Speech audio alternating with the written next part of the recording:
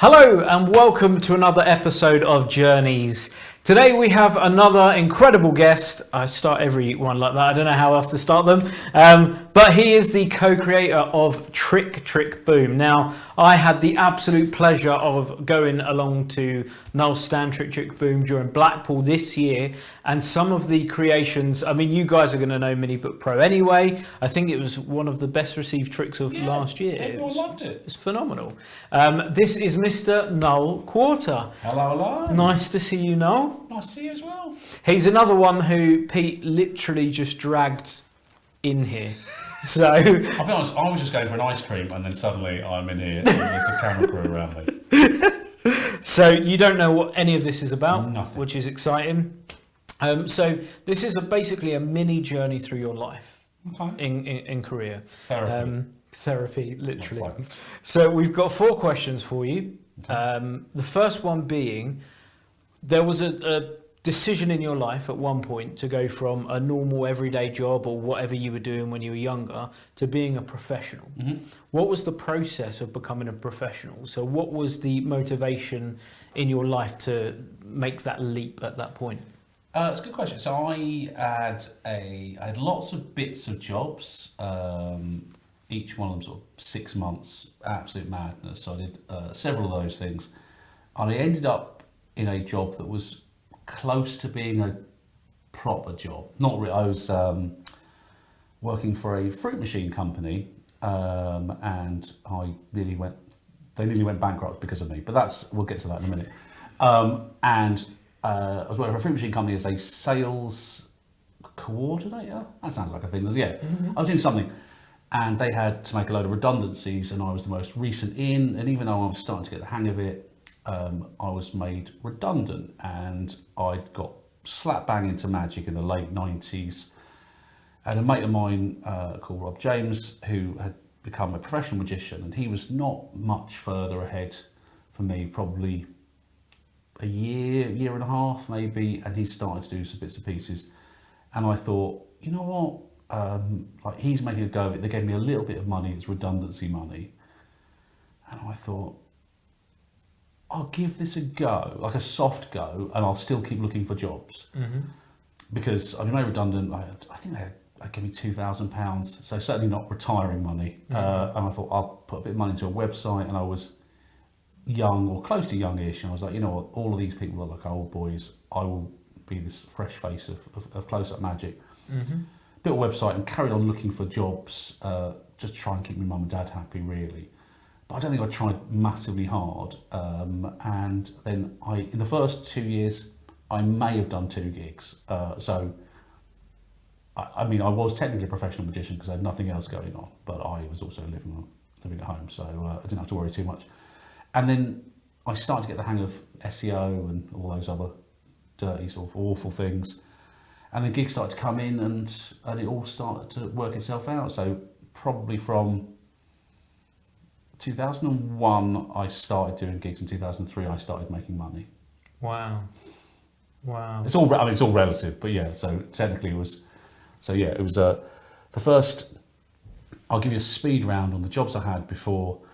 I was an estate agent briefly for 6 months, and I told my boss I was really worried I was becoming an estate agent. So he said, "That's fair enough. You must leave." I worked at a bar, in a student bar, or the lecturer's bar. Okay. Where I was the manager, and I got to buy my own chocolate. And the smart play here is just buy Kit Kats and Mars bars. That's what people want. I was so bored. I was buying weird exotic things. I'd buy a whole case of 144 really weird Turkish delights or something like that. Nice. So I was basically sat there as a chief chocolate sampling. As you can see, that evidence has really worked out for me. I've put in the right shift on that. I was sort of an actor. What happened is, this has turned into therapy now. I started off doing this job, and I had really bad sore feet and bad eyes, and everything started going wrong. And the doc gave me sort of 3 months off from work, and he said, just go off and just rest and we'll figure out what's the matter with you. So I was doing all of that, and then I'd been into magic as a kid, and I thought, you know what, I'll get one of these magic a little booklet of tricks and bits and pieces, and that's probably when I started getting stuff from P and from all the other magic shops and started to get back into it. And I loved it as a kid, but those first few years, sort of late 90s, early 2000s, super exciting time to be a magician, or to sort of discover that you think you are a magician. I think it's sort of a weird moment when you say, I am a magician, because for a long time I had quite a bit of fear, thinking, if you can play chopsticks on the piano, are you a pianist? It's a weird thing. But I eventually, I was a magician and started to sort of love it. So nice. Wow. So you've had an eclectic mix of jobs. Yeah, I think there's probably loads I've missed out on as well. At some point through the rest of this, I will remember other random jobs I've had. But yeah, a whole bunch of banana stuff. Do you think that a lot of those jobs have influenced the sort of magic that you do now, though? I think what I've learned is that I've got no focus at all, which thankfully I do a job where it's almost okay to be ADHD. I can't concentrate. In fact, one of the jobs I had where I was the sales coordinator, I remember having a meeting with my manager and saying, look, I'm staying here. And I had quite a junior position. I was like, I'm staying here till like 7, 8 o'clock at night. I am... every day I'm shattered, I just can't get my work done. And he was like, I'm very sympathetic. No, the only thing is, we do know that we can see your internet history on our end, and you're spending 4 hours a day on a website called magictricks.co.uk on a forum. That might have something to do with your lack of productivity. I was like, you make a fair point. Because I can't concentrate from noon till 4 o'clock, which means I have to stay there till 7, 8 o'clock at night. It's like, if you're the boss, I think staying late seems kind of cool. But if you are the first rung on the ladder, then that is it's mental. Oh, as a side note, the reason when they made me redundant, I told my someone else, not a manager, but someone else, sort of senior, was also made redundant on the same day. And I said, you know what? I didn't want to be made redundant, but I've actually found out this morning that I've cocked up an order to the tune of £40,000. And so if today's the day I go, that's not necessarily a bad thing. I said, anyway, we're both been made redundant. Let's go to the pub and have a drink. And he said, well, I did get made redundant. And then about an hour later, they called me back in and said I could have a different role within the company. So I now feel compelled to tell them about the £40,000 that you have cocked up. So you better be off now. And I just sort of ran out of the building and never spoke to anybody ever again. They went bust not long afterwards. That's genuinely true, and it is... as a consequence of... Let's just say the circumstances were the circumstances. I can't say I was directly responsible, but I think I'm a footnote in their history that the man who's made redundant lost them 40 grand. So yeah, would have been a pisser, I imagine, that day. Yep, just a bit. And you mentioned, I remember when I was younger in school, magictricks.co.uk was like the site.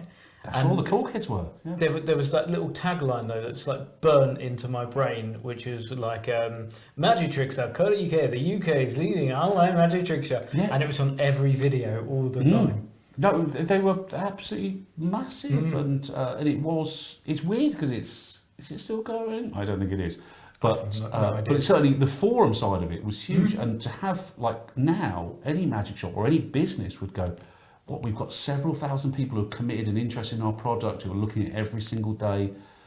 That was just an amazing, I'd kill for that.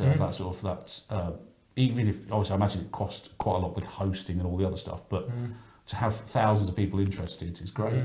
It was just massive. It was absolutely huge. It was huge. Also, I remember Colin Cloud was on there, DMC was on there, and there were kids at the time, like loads of people. So, and me, but actual people that have made successes in their career. So let's go back. So, well, not to bring it up again, you've just been made redundant. You're about to go into this magic over the next 2 years when you're going to try and make some money. What's the one piece of advice that you would give yourself or someone else now if you were to go back and talk to younger Noel? So now that you know everything that you know about our industry, what's the one piece of advice that if you could talk to yourself back then, you would give yourself? I think the most important thing is